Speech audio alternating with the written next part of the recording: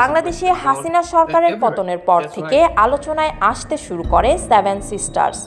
বর্তমানে অন্তর্বর্তী সরকারের প্রধান উপদেষ্টা ডক্টর মোহাম্মদ ইউনূস দায়িত্ব গঠনের ঠিক 2 দিন আগে ভারতীয় চ্যানেল এনডিটিভিকে একটি সাক্ষাৎকারের পরই সেভেন সিস্টার্স কথাটি ভাইরাল হয়। তিনি বলেছিলেন, আপনি যদি বাংলাদেশকে অস্থিতিশীল করে তোলেন তাহলে সেই অস্থিরতার আজ কিন্তু বাংলাদেশের বাইরেও মিয়ানমার সেভেন সিস্টার্স পশ্চিমবঙ্গ সর্বত্রই অগ্ন্যুৎপাতের মতো ছড়িয়ে পড়বে। ভারতের উত্তর পূর্ব দিকে চীন, বাংলাদেশ এবং মায়ানমার দেশের সীমান্তে অবস্থিত 7টি রাজ্যকে একসঙ্গে বলা হয় সেভেন সিস্টার্স বা 7 বোন। ইডেন বে কক্সবাজার সমুদ্র সৈকতের উপর নিজেদের একটি ঠিকানা। মাত্র 5 লাখ টাকায় আপনিও হয়ে যেতে পারেন এই হোটেলের মালিক। ইডেন বে, আ কনসার্ন অফ ভাইয়া হোটেলস। এই 7টি রাজ্য হলো অরুণাচল প্রদেশ, আসাম, মণিপুর, মেঘালয়, মিজোরাম, নাগাল্যান্ড এবং ত্রিপুরা।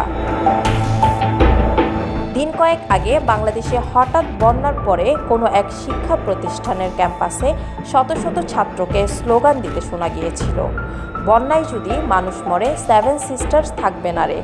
সেই দৃশ্যের ভিডিও প্রবল বেগে ভাইরাল হয়েও পড়েছিল ভারতেও।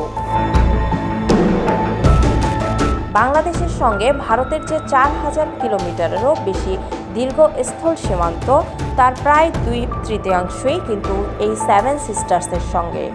আরও নির্দিষ্ট করে বললে 7টির মধ্যে 4 বোন আসাম, মেঘালয়, ত্রিপুরা ও মিজোরামের সঙ্গে।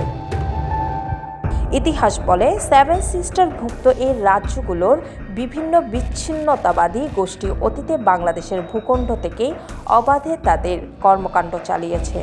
আবার যখন ওই নেতাদের বাংলাদেশ সরকার ভারতের হাতে তুলে দিয়েছে তখন তাদের কাজে দেখা গেছে ভাটার টান।